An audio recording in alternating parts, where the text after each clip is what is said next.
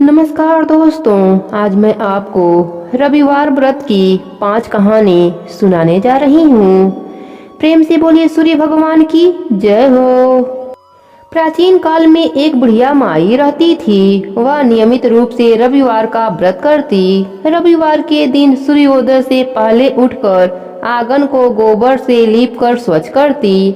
स्नान आदि से निवृत्त होकर सूर्य भगवान की विधिवत पूजा करती, व्रत कथा सुनती और सूर्य भगवान को भोग लगाकर दिन में एक बार भोजन किया करती थी। सूर्य भगवान की कृपा से बुढ़िया माई को किसी प्रकार का चिंता नहीं था। धीरे धीरे उनका घर धन्य धन से भर रहा था और सूर्य देव के कृपा से वह हमेशा स्वस्थ रहती थीं। उस बूढ़ी माता को सुखी देखकर उनकी पड़ोसन उनसे जलने लगी। बूढ़ी माता के पास गाय नहीं थी, इसलिए वह अपने पड़ोसन के घर से गोबर लाती। एक दिन उनकी पड़ोसन अपने गाय को घर के भीतर बांधना शुरू कर दिया। इससे बूढ़ी माता को गोबर नहीं मिला और वह आंगन ना लीप सकी। आंगन न लीप पाने के कारण बूढ़ी माता ने सूर्य भगवान की पूजा भी ना कर सकी और भोजन भी नहीं बनाया तो भोग कैसे लगाती। रात होने पर बूढ़ी माता भूखी प्यासी ही सो गईं। सपने में सूर्य भगवान ने दर्शन दिया और भोग न लगाने का कारण पूछा तो बूढ़ी माता ने सूर्य भगवान से क्षमा मांगी और बताया कि गोबर न मिलने से वह आज घर भी नहीं लीपी और पूजा भी नहीं कर पाई और भोग भी नहीं बना पाई। इस पर सूर्य भगवान ने कहा, बूढ़ी माता, मैं आपकी पूजा से प्रसन्न हूँ और मैं आपको एक गाय वरदान में देता हूँ। प्रातः काल सूर्य उदय से पूर्व उस बूढ़ी माता की आंख खुली तो वह अपने घर के आंगन में सुंदर गाय और बछड़े को देखकर बहुत खुश हुई। गाय को आंगन में बांधकर उन्होंने जल्दी से चारा लाकर खिलाया। जब पड़ोसन ने गाय और बछड़े को देखा तो उसकी आंखें फटी की फटी रह गई और वह और जलने लगी। तभी गाय ने सोने का गोबर किया।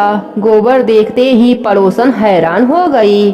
उसने तुरंत अपने गाय के गोबर से बदलकर सोने वाला गोबर अपने घर में ला दिया। अब यही कार्य रोज करने लगी। सूर्य उदय से पहले उठकर गोबर बदलकर सोने का गोबर अपने घर ला देती। सोने के गोबर से पड़ोसन धनी होने लगी। बूढ़ी माता को सोने के गोबर के बारे में अभी पता नहीं था। बूढ़ी माता हमेशा की तरह रविवार का व्रत करती, पूजा करती, कथा सुनती। एक दिन सूर्य देव ने तेज आंधी चला दिए, जिससे बूढ़ी माता ने अपने गाय को घर के भीतर बांध दिया। बूढ़ी माता ने सुबह जब गाय के सोने का गोबर देखा तो उनको बड़ा आश्चर्य हुआ और वह सब जान गई। उस दिन के बाद से बूढ़ी माता हर रोज अपने गाय को घर के भीतर बांधना शुरू कर दिया। सोने के गोबर से बूढ़ी माता कुछ ही दिनों में बहुत धनी हो गई। पड़ोसन को सोने का गोबर ना मिल पाता था, इसलिए वह बुरी तरह जल भून कर राख हो गई और अपने पति को समझाकर उसे नगर के राजा के पास भेज दिया। राजा को जब ज्ञात हुआ कि गाय सोने का गोबर देती है तो वह अपने सिपाहियों को आदेश दिया कि बूढ़ी माता के घर से गाय और बछड़े को तुरंत लाया जाए।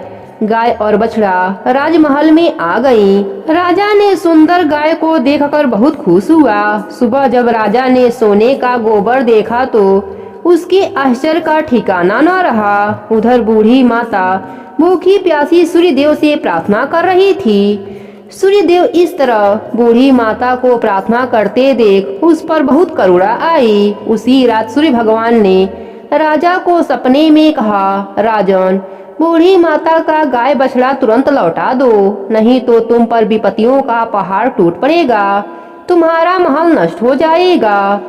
सूर्य भगवान के सपने से बुरी तरह भयभीत राजा ने प्रातः उठते ही गाय और बछड़ा बूढ़ी माता को लौटा दिया और क्षमा मांगी। राजा ने पड़ोसन और उसके पति को उनकी इस दुष्टता के लिए दंड भी दिया।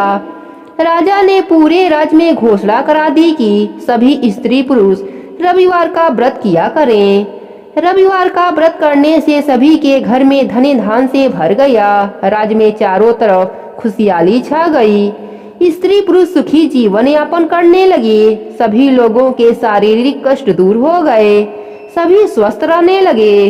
रविवार का व्रत करने से मनुष्य को मोक्ष प्राप्त होता है, स्त्री के बाझापन दूर होते हैं, सभी पापों का नाश होता है, मनुष्य को धन, यश, मान सम्मान तथा आरोग्य की प्राप्ति होती है। शरीर में किसी भी प्रकार का चर्म रोग हो तो वह समाप्त हो जाता है। प्रेम से बोलिए सूर्य भगवान की जय हो। अब सुनते हैं दूसरी कथा। एक समय की बात है, एक गांव में दो भाई राम प्रकाश और कमलकांत एक साथ रहते थे। उनमें से बड़ा भाई राम प्रकाश बहुत सीधा साधा था और उसकी पत्नी सत्यवती भी बहुत सीधी थी। यह परिवार सूर्यवंशी थे, इसलिए वह सूर्य देवता को अपना कुल देवता मानकर उनकी पूजा किया करते थे। सत्यवती हर दिन सूर्य भगवान की पूजा करती और कथा करती थी, साथ ही वह रविवार का व्रत भी रखती थी। परंतु इसके विपरीत कमलकांत की पत्नी संजना नए विचारों की थी। वह पूजा पाठ में बिल्कुल विश्वास नहीं रखती थी। कमलकांत भी सीधा था, पर संजना उसके समझाने पर भी पूजा नहीं किया करती। कमलकांत उसे समझाता कि ऐसा न करने से सूर्य भगवान, जो कि हमारे कुल देवता हैं, वह नाराज हो जाएंगे, पर वह नहीं मानती और अपनी जेठानी को अनपढ़ गवार कहकर उसका मजाक उड़ाया करती। दोनों भाई एक साथ रहते थे, एक ही साथ खेत में काम करते, घर में सुख शांति थी। लेकिन एक दिन संजना की किसी बात पर सत्यवती से लड़ाई हो गई। वह कमलकांत से कहने लगी कि अब वह यहाँ नहीं रहेगी। सभी ने उसे बहुत समझाया, पर वह नहीं मानी और घर, खेत, रुपए पैसा आदि में बंटवारा करा दिया। अब दोनों भाई अलग अलग रहने लगे। रविवार के दिन सत्यवती ने व्रत किया। शाम को उसने सूर्य भगवान की पूजा की और जल चढ़ाया। उसी समय संजना वहां आई और कहने लगी, यदि तुम्हारे सूर्य भगवान इतने ही सच्चे हैं तो शाम होते ही मुंह छुपाकर भाग क्यों जाते हैं, और जब भी बादल आते हैं वह उनके पीछे क्यों छिप जाते हैं। मैं तो कभी भी ऐसे भगवान की पूजा नहीं करूंगी। सत्यवती ने उसे बहुत समझाया, पर वह नहीं मानी और सूर्य भगवान की हंसी उड़ाते हुए घर में चली गई। सत्यवती को दुख हुआ। उसे डर भी था कि यदि कुल देवता नाराज हो गए तो परिवार पर बहुत बड़ा संकट आ सकता है। रात को जब सत्यवती सो रही थी तो सपने में उसे सूर्य भगवान ने दर्शन दिया और कहा, मैं तुम्हारे भक्ति से बहुत प्रसन्न हूँ, मांगो तुम्हें क्या चाहिए। तब सत्यवती ने कहा, प्रभु मेरी देवरानी ना समझ है, उसके कारण आप रुष्ट ना होना, उसे क्षमा कर देना। सत्यवती की बात सुनकर सूर्यदेव बहुत प्रसन्न हुए और उन्होंने कहा, ठीक है, मैं उसे क्षमा करता हूँ। साथ ही मैं तुम्हें सोने का एक सिक्का देता हूँ, इसे अपने धन के साथ रख देना, तुम्हें कभी भी धन की कमी नहीं होगी। यह कहकर सूर्य भगवान अंतर ध्यान हो गए। सुबह जब सत्यवती उठी तो देखा उसके सिधाने सोने का सिक्का चमक रहा है। उसने अपने पति को सपने के बारे में बताया। राम प्रकाश ने सूर्य भगवान को नमस्कार किया और वह सिक्का अपने संदूक में रख दिया। कुछ दिन बाद जब उन्होंने संदूक खोला तो वह धन, जेवर आदि से भरा था और उनके बीच सोने का सिक्का चमक रहा था। दोनों पति पत्नी अमीर हो गए। उन्होंने बहुत बड़ा मकान बनवाया और उसमें सूर्य देवता की बड़ी सी प्रतिमा स्थापित की। संजना को जब यह बात पता लगी तो उसने अपने पति से कहा, आप जाकर पता करो कि उनके पास इतना धन कहाँ से आया। कमलकांत मना किया, पर संजना लड़ने लगी।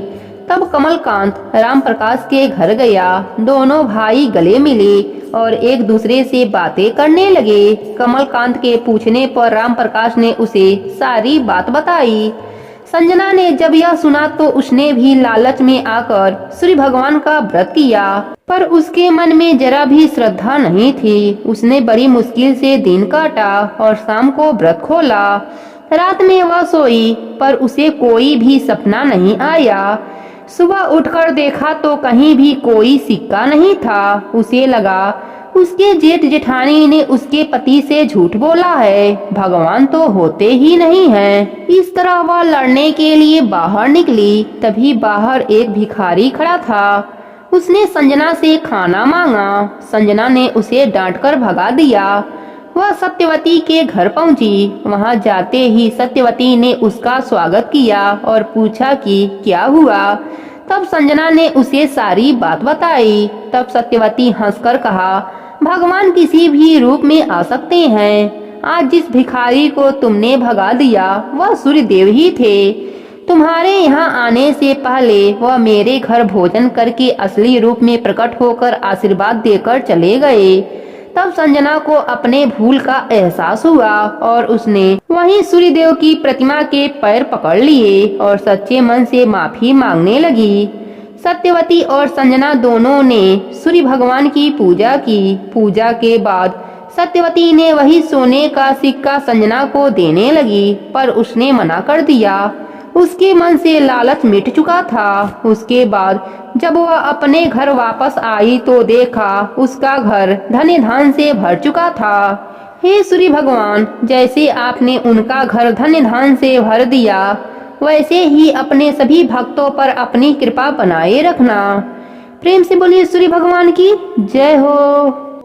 एक नगर में एक ब्राह्मण रहता था।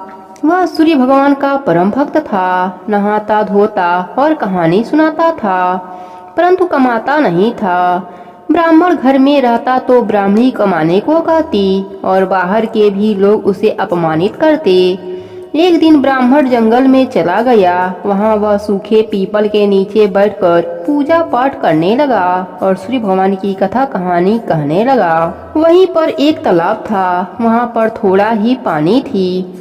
उस तालाब से सूर्य भगवान को जल देता। पूजा का जल थोड़ा पीपल में जाता और थोड़ा तालाब में जाता। इस तरह पीपल को पानी मिलने लगा। वह हरा भरा हो गया और तालाब भी पानी से भर गया। धीरे धीरे वहाँ खूब पक्षी आने लगे। एक दिन वह ब्राह्मण पीपल के पेड़ के नीचे बैठकर पूजा कर रहा था। तभी आकाशवाणी हुई, ब्राह्मण तू क्या मांगता है। ब्राह्मण यह सुनकर घबरा गया। उसने सोचा भूत बोल रहा है। 3-4 दिन लगातार वही आवाजें सुनाई दे रही थी। वह घर आकर ब्राह्मणी से सारी बातें बताई। ब्राह्मणी बड़ा ही चतुर थी। वह बोली, शायद सूर्य भगवान हैं, आप उनसे धन मांग लीजिए, हमारी गरीबी दूर हो जाएगी। ब्राह्मण ने कहा, कैसे मांगूं? मुझे तो कुछ मांगने नहीं आता। कोई ऐसी तरकीब बताओ, थोड़े शब्दों में काम चल जाए। ब्राह्मणी ने कहा, जैसा मैं कहती हूँ वैसा कर देना। सोने के पलंगे में पोते को दास दासियों को खिलाते हुए देखूं, इस प्रकार लंबी उम्र भी मिलेगी, धन दौलत भी मिल जाएगा। दूसरे दिन ब्राह्मण पूजा का सामान लेकर उसी पेड़ के नीचे बैठकर पूजा करने लगा। तभी सूर्य भगवान ने कहा, ब्राह्मण मांग, क्या चाहिए? जैसा ब्राह्मणी ने कहा था वैसा ही ब्राह्मण बोला। सूर्य भगवान ने तथास्तु बोले। ब्राह्मण घर आया तो उसका झोपड़ा महल में बदल गया। ब्राह्मण ने एक दासी से बोला, मेरा यहाँ एक झोपड़ा था और एक बुढ़िया थी। तभी ब्राह्मणी बाहर निकल कर आई और बोली, यह हमारा ही घर है, आप अंदर चलिए। तब ब्राह्मण ने कहा, हम इतने धन का क्या करेंगे? तब ब्राह्मणी ने कहा, यज्ञ करेंगे, दान करेंगे, गरीबों की सेवा करेंगे। तब ब्राह्मण मान गया और उसने यह सब करने लगा। नगर के सारे लोग उसकी जयकारा लगाने लगे। उसी राज्य के राजा के पास यह बात गई तो उसने उस ब्राह्मण के घर आया और बोले, तुम अचानक से इतने धनी कैसे हो गए? तब ब्राह्मण सूर्य भगवान की महिमा बताई। अब राजा सहित पूरा नगर सूर्य भगवान का व्रत, उपासना और कथा करने लगे। रविवार का व्रत करने से सभी के घर धन धान से भर गए। राज्य में चारों तरफ खुशहाली छा गई। स्त्री पुरुष सुखी जीवन यापन करने लगे। सभी लोगों के शारीरिक कष्ट दूर हो गए। सभी स्वस्थ रहने लगे। रविवार व्रत करने से मनुष्य को मोक्ष प्राप्त होता है। स्त्री के बाझोपन दूर होते हैं। सभी पापों का नाश होता है। मनुष्य को धन, यश, मान सम्मान तथा आरोग्य की प्राप्ति होती है। शरीर में किसी भी प्रकार का चर्म रोग हो तो वह समाप्त हो जाता है। हे सूर्य भगवान, जैसे आपने सुख ब्राह्मण को दिया वैसे ही अपने सभी भक्तों पर अपनी कृपा बनाए रखना। कहानी अधूरी हो तो पूरी करना, पूरी हो तो मान रखना। प्रेम से बोलिए सूर्य भगवान की जय हो। एक नगर में एक गरीब ब्राह्मण रहता था। वह अपने पत्नी के साथ बहुत खुश रहता था। उसकी पत्नी सुंदर थी, सुशील थी, सूर्यदेव भगवान की पूजा अर्चना किया करती थी, एक समय ही भोजन करती थी। सूर्यदेव जी को अर्घ देकर बिना पुरुष का मुख देखे एक रोटी बनाती। उस रोटी को सूर्य भगवान को भोग लगाकर वह रोटी स्वयं खा लेती। अपने पति के लिए दूसरी रोटी बनाकर खिलाती। कुछ दिनों बाद उनके घर में एक पुत्री का जन्म हुआ। वह पुत्री धीरे धीरे बड़ी हुई। एक दिन ब्राह्मणी सूर्यदेव के भोग के लिए रोटी बनाकर रख दी। सूर्यदेव को अर्घ देकर आई भोग लगाने के लिए। तब तक उसकी पुत्री उस रोटी का कोना तोड़कर खा गई, पर ब्राह्मणी को पता नहीं चला। वह उस रोटी का भोग सूर्यदेव को लगा दिया। तब तक आकाशवाणी हुई, हे देवी, यह रोटी तेरी बेटी ने जूठी कर दी है। तेरी बेटी को मैं श्राप देता हूँ कि बिन ब्याही माँ बनेगी और मेरे श्राप से कभी भी मुक्त नहीं हो पाएगी। ब्राह्मणी रोने लगी, वह माफी मांगने लगी, बोली, हे प्रभु, यह तो नादान है, बच्ची है, नासमझ है, अनजान है, मूर्ख है, इसे माफ कर दीजिए। आप तो दया के सागर हैं, दया कीजिए। सूर्य भगवान ने कहा, मेरा वचन तो खाली नहीं जा सकता, लेकिन मेरी भक्ति करेगी तो इसका दर्द कम हो जाएगा। इसी चिंता के कारण ब्राह्मणी बीमार रहने लगी। एक दिन ब्राह्मण ने पूछा, क्या सोचती रहती हो? ब्राह्मणी ने कहा, मैं आपको एक बात बताना चाहती हूँ, वह राज है, आप अपने मन में ही राज रखना। तब ब्राह्मण ने कहा, मैं राज ही रखूंगा, बताओ क्या बात है। ब्राह्मणी ने सूर्यदेव के श्राप की सारी बात बताई और ब्राह्मणी ने कहा, इसकी छोटे उम्र में ही शादी कर देना, पुत्री को घर के अंदर रखना, किसी भी पुरुष का मुख मत दिखाना, इस कलंक से बचा लेना। ब्राह्मण ने कहा, आज से मेरा वचन है, मैं तेरी हर बात को निभाऊंगा। ब्राह्मणी ने कहा, एक बात और है, तुम इसे छोटी उम्र में ही सूर्यदेव का पूजा करना सिखा देना, क्योंकि सूर्यदेव इसके भक्ति से प्रसन्न हो जाएंगे तो श्राप वापस ले लेंगे। ब्राह्मण ने यह भी वचन दे दिया। कुछ क्षणों के बाद ब्राह्मणी मर गई। कुछ ही दिनों के बाद उसकी पुत्री बड़ी होने लगी। ब्राह्मण ने उसे सूर्यदेव की पूजा करना सिखा दिया। वह भी अपने माँ के तरह ही सूर्यदेव की पूजा अर्चना करती। कुछ दिन बीतने पर ब्राह्मण ने सोचा कि मैं अपने पुत्री के लिए कोई वर ढूंढ कर आता हूँ। अपने पुत्री को कहा कि इस कुटिया से बाहर मत निकलना। इतना कहकर ब्राह्मण वर की तलाश में निकल गया। ब्राह्मण की पुत्री अपने पिता के आज्ञा का पालन करती, किसी भी परपुरुष का मुख नहीं देखती। एक दिन राजा का बेटा जंगल में भटक गया और रास्ता भटकता हुआ घने जंगल में आ पहुंचा। राजा के लड़के के पीछे जंगली पशु पड़ गए। वह अपनी जान बचाने के लिए रास्ता भटकता भटकता उसी झोपड़ी के पास आ गया।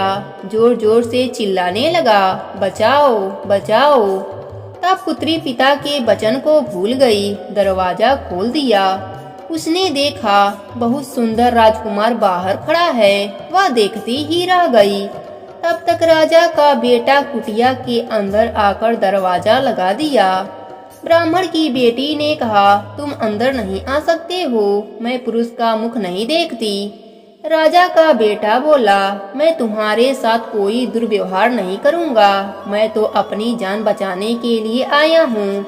अगर तुम मेरे प्राण बचने से खुश नहीं हो तो मैं बाहर जा रहा हूँ। ब्राह्मण की बेटी धर्म संकट में पड़ गई और सोचने लगी, मैं इसे बाहर भेजती हूँ तो इसके प्राण जा सकते हैं, वह भी मुझे हत्या लगेगा। अगर अंदर रखूंगी तो मेरी माँ के वचन टूट जाएंगे। कोई बात नहीं, ऐसा कहकर अपने मन में धीर रहकर सोचने लगी।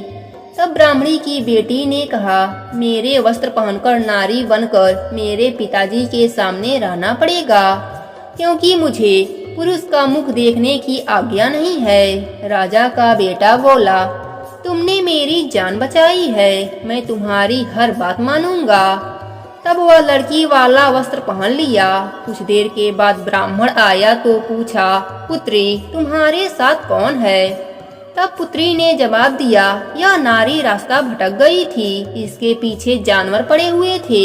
यह अपनी जान बचाने के लिए आवाज लगाई तो मैंने दरवाजा खोल दिया। पिताजी आपकी आज्ञा हो तो यह हमारे साथ रह जाए।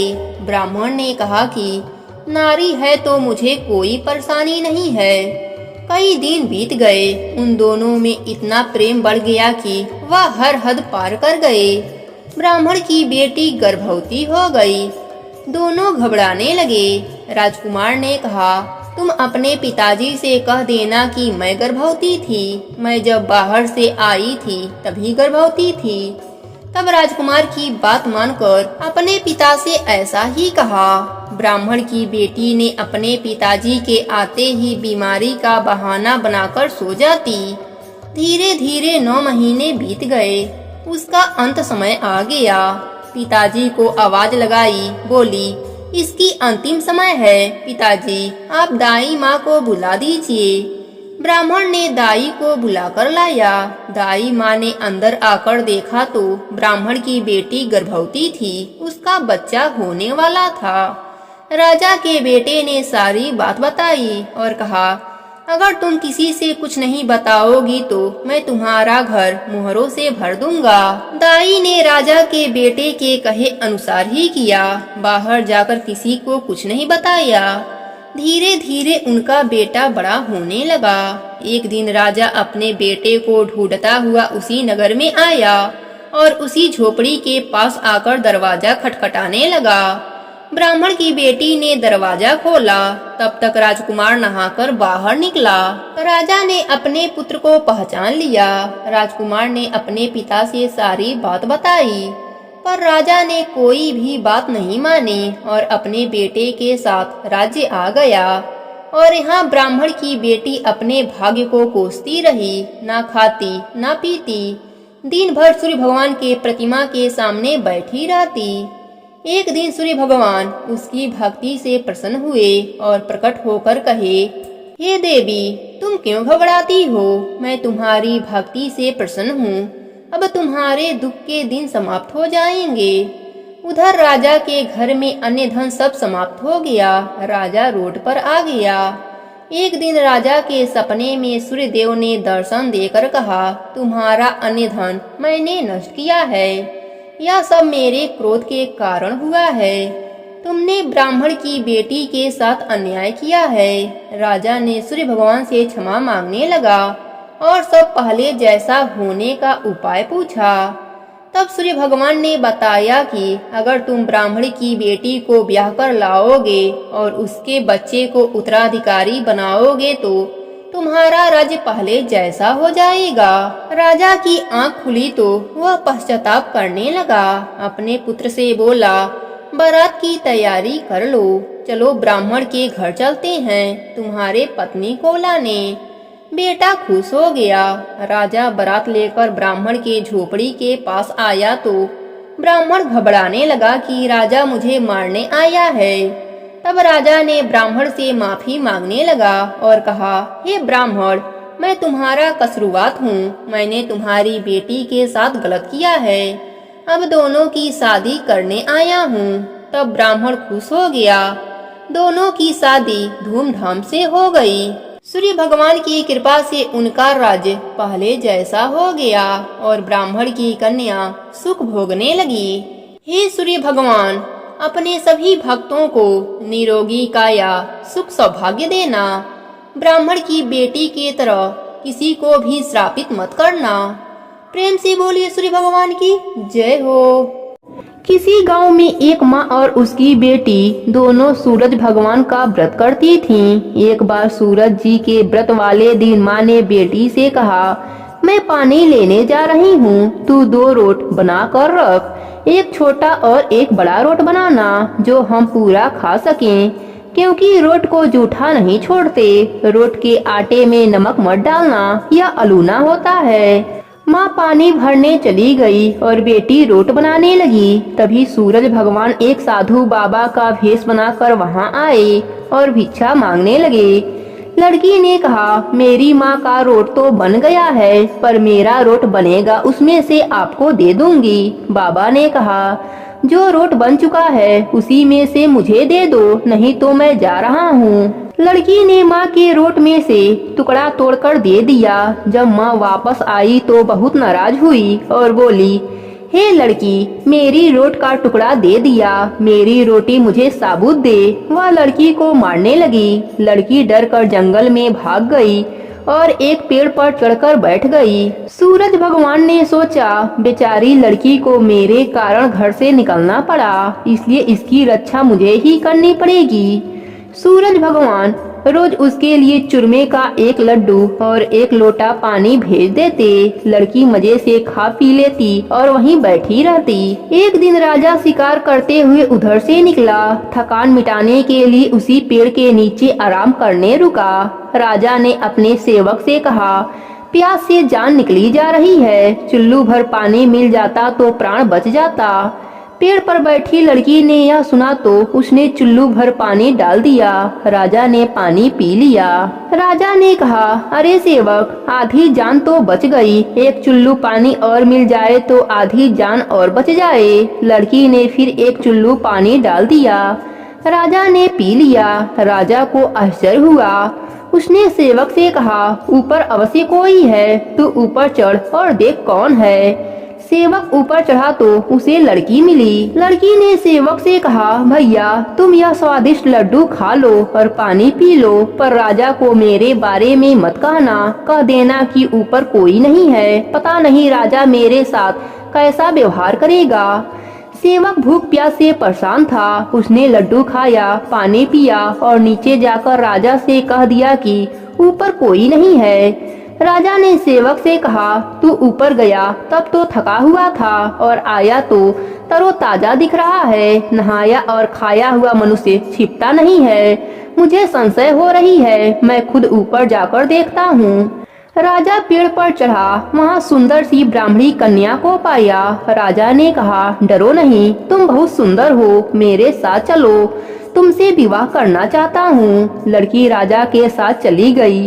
राजा ने उसके साथ विवाह कर लिया।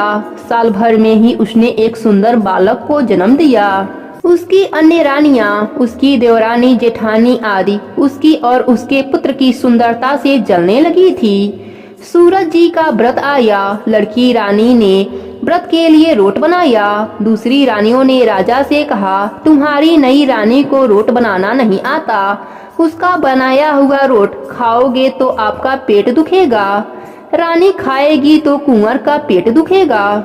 नई रानी ने यह बात सुन ली और उसने रोट को थाली के नीचे छिपा दिया और सूरज भगवान से सहायता के लिए प्रार्थना करने लगी।